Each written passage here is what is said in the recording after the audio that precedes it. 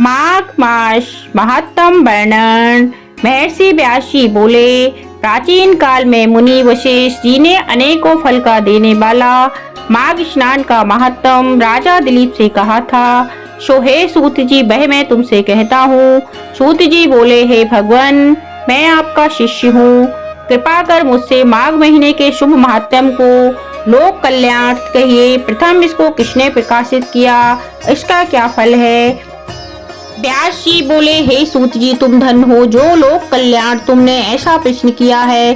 सुनो, पार्वती जी के पूछने पर प्रसन्न मुद्रा में बैठे हुए शंकर जी ने माघ मास के जिस श्रेष्ठ महात्म को उन्हें सुनाया था, वही कथा मैं तुमसे कहता हूँ। यज्ञ के पश्चात अभिवृत स्नान करके ऋषियों के मंगलाचार करने तथा सब नगरवासियों के पूजित होने पर राजा दिलीप अपने नगर के बाहर मृग या खेत खेलने की इच्छा से निकले। मृग के शिकार का प्रेमी राजा दिलीप कोलाहल के बीच पैरों में जूते पहने हुए, नीले रंग की पगड़ी बांधे, कवच धारण कर, अंगुलियों में वक्नखा पहन और हाथों में धनुष बाण आदि शस्त्र लेकर चले। राजा के पैदल सिपाही हाथों में तलवार और ढाल लिए हुए अनघने मनोहर जंगल में उनके साथ चले। बड़े बड़े स्रोतों को लांघने वाले तथा कुंजों में मृगों को ढूंढने वाले युवा पुरुष भी इनके साथ आनंद पूर्वक क्रीड़ा कर रहे थे। भृत्य सेवकों के चिल्लाने पर कि देखो, यह मृग भागा जा रहा है, मारो। तब राजा स्वयं झपट कर उसको मारता था।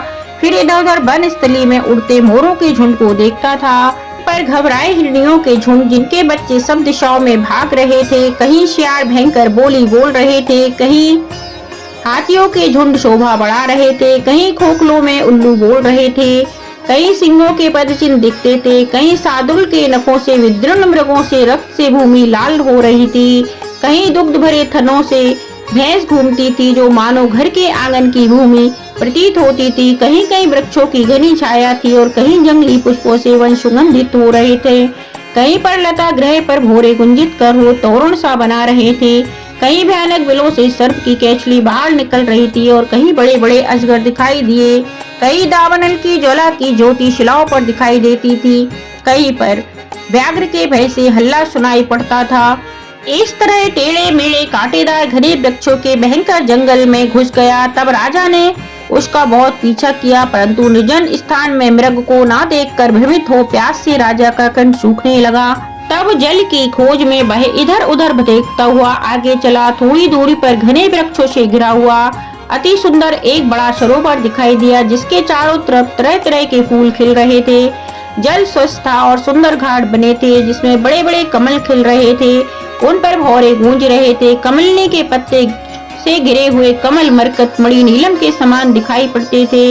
इसके जल में मछलियां तैर रही थी और उसका जल साधुओं के मन को प्रसन्न करने से शुद्ध हो रहा था। लहरें शोभा दे रही थी तथा अनेक प्रकार के जलचर डोल रहे थे। हिंसक मगर, घड़ियाल आदि घूम रहे थे। कहीं पर लोभी के घर के समान दुर्गम शेमा भी इसमें थी। इसका शीतल जल पक्षियों की प्यास को शांत करता था। चातक का दुख हरने वाले चंद्रमा की तरह तथा दाताओं की तरह दुखी लोगों के दुखों को हरने वाला, अपने शीतल जल से हिंसक पशुओं को पितरों के समान संतुष्ट करने वाला था। ऐसे सरोवर को देखकर राजा की थकावट इस प्रकार दूर हो गई, जिस प्रकार बादलों को देखकर चातक की होती है। वह वहां पर राजा ने जल पिया और मध्याह्न की संध्या कर अपने सहायकों सहित भोजन करके उस सरोवर के किनारे बैठे। जित कथाओं को कहता हुआ रुका गया और रात में धनुष बाण सहित वृक्ष के नीचे आसन लगा लिया। व्याघ्र लोग भी सब दिशाओं में स्थित हो गए और वन में जाल फैला दिया। रात्रि के अंत में एक किनारे से शूकरों का झुंड निकला, जो कमल कंद खाकर व्याधों के डर से भाग रहे थे। जिनके अनेक शूकर राजा तथा व्याधों द्वारा मारे गए पृथ्वी तल पर गिर पड़े, जिनको देख व्याघ्र गर्वित हो कोलाहल करते हुए प्रसन्न चित्त से राजा के पास पहुँचे। राजा इन योद्धाओं को साथ लेकर उस सरोवर के किनारे से अपने नगर को चला। तब मार्ग में एक तपस्वी ब्राह्मण को देखा। वह ब्राह्मण बूढ़े हारित बेखा नस्मत का था। दुष्कर और कठोर नियमों से उसका शरीर अति कृश हो गया था। केवल हड्डियां ही दिखाई दे रही थी। वह मृग चर्म तथा कोमल बलकल पहने था। नख, रोम तथा जटा धारण किए वह नियम पालन कर जप करता था। उस वनवासी को देखकर तथा मार्ग देखकर राजा प्रणाम कर हाथ जोड़ उसके सामने खड़ा हो गया। तब उस तपस्वी ब्राह्मण ने अलंकारों से यह राजा है पहचान कर परोपकार की दृष्टि से कल्याणकारी वचन कहे। हे राजन, इस माघ मास के पुण्य काल में इस सरोवर का प्रातःकाल का स्नान छोड़कर क्यों जाते हो? यह सुन राजा बोला, हे दिव्योत्तम, मैं नहीं जानता कि माघ का स्नान का क्या फल है, मुझे विस्तार पूर्वक कहिए। व्यास जी बोले, राजा का वचन सुनकर वैखानस मुनि कहने लगे, अंधकार को दूर करने वाले सूर्य नारायण शीघ्र ही उदय होने वाले हैं। हे राजन, यह समय स्नान करने का है, कथा का नहीं। स्नान करके तुम अपने कुलगुरु वशिष्ठ से जाकर पूछो। ऐसा कह मौनी तपस्वी स्नान करने चला गया। राजा दिलीप भी वहां स्नान करके प्रसन्नता पूर्वक अपने नगर को गया। नगरवासियों ने राजा का सत्कार किया। राजा ने रनिवास में जाकर उस वानप्रस्थ ऋषि की कथा सुनाई। व्यास जी बोले, राजा रात्रि में सुख से सोया। प्रातः काल उठकर सफेद घोड़ों के रथ पर बैठकर सफेद छत्र और श्वेत चंद्र से शोभायमान आभूषण तथा सुंदर वस्त्र पहन मंत्रियों तथा अनेक प्रजाजनों सहित वशिष्ठ ऋषि के आश्रम पर पहुंचा और ब्रह्मर्षि को प्रणाम किया। स्तुति करने पर मुनि ने आदर दे स्वागत कर राजा को आशीर्वाद दे आसन दिया। राजा के आसन पर बैठने पर ऋषि ने राजा से कुशलता पूछी। तब राजा से प्रसन्न होकर अपनी कुशलता कहकर तपस्वी वैखानस के कहे हुए प्रश्न को पूछा और कहा, हे भगवान, आपके मुख से मैंने विस्तार पूर्वक आचार, दंड, नीति, राजधर्म तथा चारों आश्रमों की क्रियाओं को सुना है। दान की विधान, यज्ञ की विधियां, व्रत की प्रतिष्ठा और विष्णु भगवान की आराधना की विधि भी सुनी है। हे तपोधन, अब आप माघ स्नान के महत्व की विधि एवं नियम मुझसे कहिए।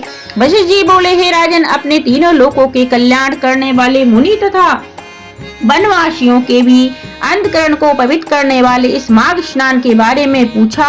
सो सुनो हे राजन, जो पुरुष स्त्रियों के नेत्र रूपी कटाक्ष हो अर्थात उनके ऋतुभोग से खंडित नहीं हुए और बिना अग्नि, बिना यज्ञ, बिना कुआं आदि खुदवाए तथा बिना गाय, भूमि, तिल, वस्त्र, स्वर्ण, अन्न, घोड़ा इत्यादि का दान किए ही इनका फल प्राप्त करना चाहते हैं और त्रिसप्ताह कठिन कुचग्र तथा प्राक व्रतों से अपने शरीर को बिना सुखाए इसके फल की कामना से बिना किसी यत्न के स्वर्ग को प्राप्त करना चाहते हैं, तो उन्हें सदा माघ स्नान करना चाहिए। ऐसा करने से मनुष्य अवश्य बड़े परिवार वाला तथा राजा होता है। नृपश्रेष्ठ, दिव्य दृष्टि वाले महात्माओं ने कहा है कि माघ मास में यज्ञ, तप, दान से अनंत फल प्राप्त होता है।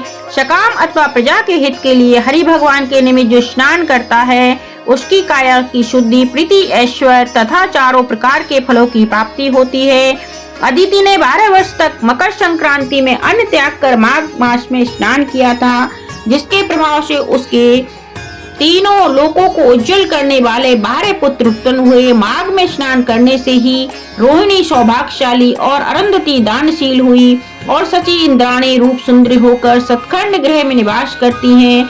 जो मकर संक्रांति में स्नान करते हैं और देवताओं का पूजन करते हैं वे अतिथियों से परिपूर्ण सुंदर घर में रहते हैं। ऐसे मनुष्य धन्य हैं। माघ मास याचक को सकाम होने पर फल देने से, काम मूल और निष्काम होने से या ज्ञान तथा मोक्ष को देने वाला है। जो श्रेष्ठ लोग दान करने वालों को, वन में तपस्या करने वालों को, अतिथि का सत्कार करने वाले को प्राप्त होते हैं, वे लोग सदा माघ स्नान करने वाले लोगों को प्राप्त होते हैं। पुण्यशील होने पर सकामी मनुष्य स्वर्ग से वापस आते हैं, परंतु माघ स्नान करने वाले स्वर्ग से वापस नहीं लौटते। यह बात भृंग जी ने मणि पर्वत पर विद्याधरों से कही थी। राजा ने कहा, हे ब्राह्मण, भृगु जी ने किस समय महीधर को धर्म का उपदेश दिया, सो कथा विस्तार पूर्वक मुझसे कहिए। मुनि वशिष्ठ जी बोले, हे राजन, एक समय 12 वर्ष तक वर्षा न होने से सब प्रजा दुखी होकर दशों दिशाओं में इधर उधर चली गई और हिमालय तथा विंध्याचल के मध्य प्रदेश के छिन्न भिन्न होने से लोग अपादग्रस्त हो गए। अर्थात राजा की प्रजा न होने से होम, श्राद्ध, यज्ञ, वेद अध्ययन और धर्म लुप्त हो जाने से पृथ्वी मंडल फल, मूल, अन्न और जल से शून्य हो गया। तब विंध्याचल के नीचे सुंदर रेवा नदी के तट पर जो वृक्षों से आच्छादित था, ऐसे आश्रम से निकलकर भृगु ऋषि अपने शिष्यों के साथ हिमालय पर्वत पर गए। वहां पर कैलाश पर्वत के पश्चिम की तरफ ऊंचे मणिकुंड स्वर्ण पर्वत के नीचे का आधा भाग स्फटिक बिल्लोर जैसे सफेद रंग का था और बीच का भाग नील शिलाओं से युक्त था। सो सुंदरता में नीलकंठ पक्षी के समान था। इस पर्वत के बीच बीच में नीली और सुनहरी सी जो रेखाएं थी वे काले मेघों से चमकती हुई बिजली की भांति शोभा देती थी। पर्वत की चोटी से नीले तथा नीचे का कमर का हिस्सा सुनहरा होने से यह पीताम्बर धारण किए हुए भगवान कृष्ण के सदस्य शोभायमान प्रतीत होता था, जिसके शरीर पर चमकती हुई दिव्य औषधियां रात में अनेक प्रकार के दीपकों से भरपूर दिखाई देती थी। तो एक बड़ा सा महल दिख पड़ता। इस पर्वत का ऊपरी भाग बांसुरी बजाती व गीत गाती हुई किन्नरियों से शोभायमान था तथा केलों के पत्तों की पताकाओं से वह पर्वत सदा सुशोभित था। यह पर्वत पन्ना नीलम पुखरास तथा इसकी चोटी सफेद पत्थरों के बीच से निकलती हुई रंग बिरंगी किरणों से इंद्रधनुष के समान दिखाई देती थी। इसकी शाखाएं स्वर्ण इत्यादि सब धातुओं से तथा नाना प्रकार के चमकीले रत्नों से शोभायमान अग्नि ज्वाला के समान चारों ओर फैली हुई थी। इस पर्वत के बीचों बीच कंदराओं में आकर काम पीड़ित विद्याधरियां अपने अपने पतियों के साथ रमण करती हैं।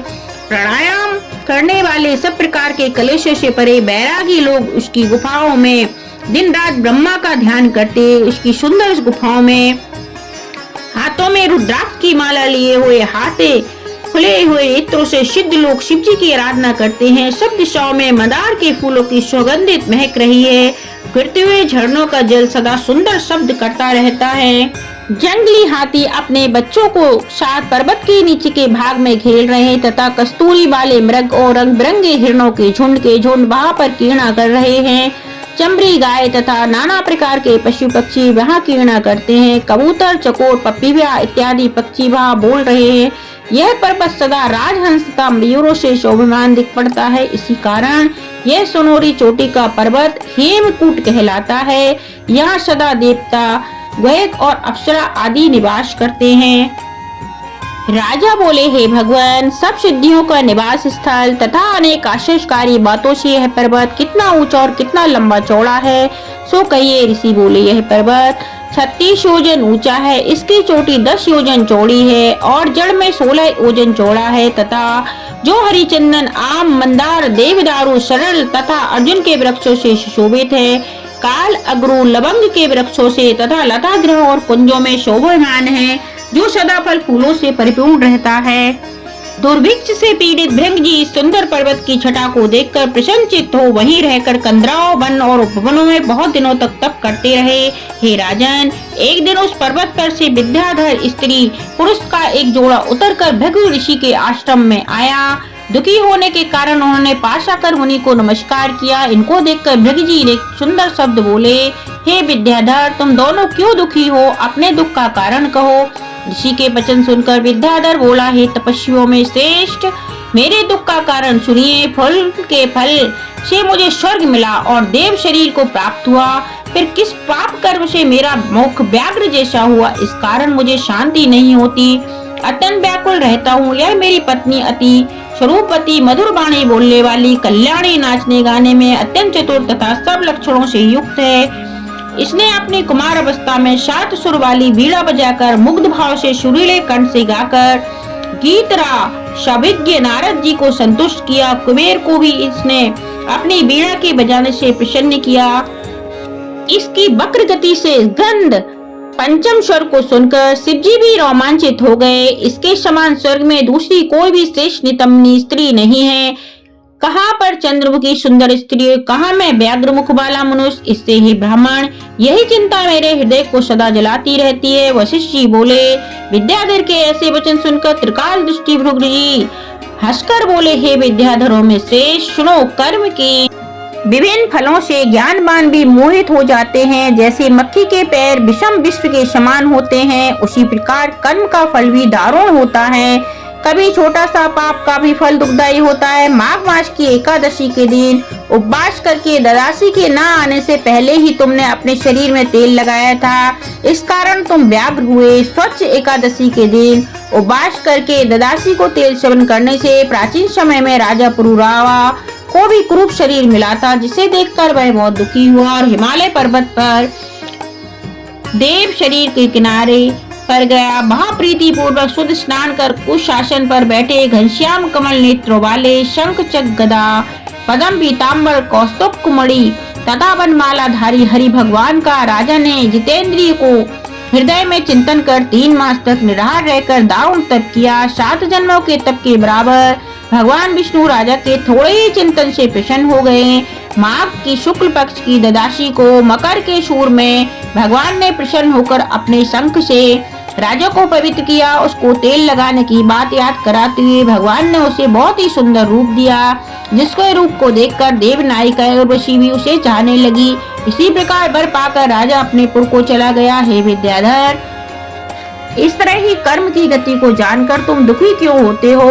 तुम इस दैत्य रूपी क्रूरता को छुड़ाना चाहते हो तो पुराने पापों को नष्ट करने वाली मणिकूट नदी के पवित्र जल में माघ मास में स्नान करो, जहाँ ऋषि सिद्ध देवता इत्यादि निवास करते हैं। मैं तुमको इसकी विधि बतलाता हूँ। तुम्हारे भाग्य में माघ मास आज से 5वें दिन में आवेगा। पोष माह की शुक्ल पक्ष की एकादशी से लेकर माघ शुक्ल की एकादशी तक 1 महीना पृथ्वी पर शयन करो, निराहार रहकर त्रिकाल स्नान करो, सब प्रकार के भोगों का त्याग करके जितेंद्रिय रहकर तीनों समय विष्णु भगवान का पूजन करने से तुम सब पापों से छूट जाओगे। द्वादशी के दिन स्नान करने से पवित्र होने में द्वादशी के शुभ दिन में आकर अपने तपोबल से तुम्हारा मुख कामदेव के समान सुंदर कर दूंगा।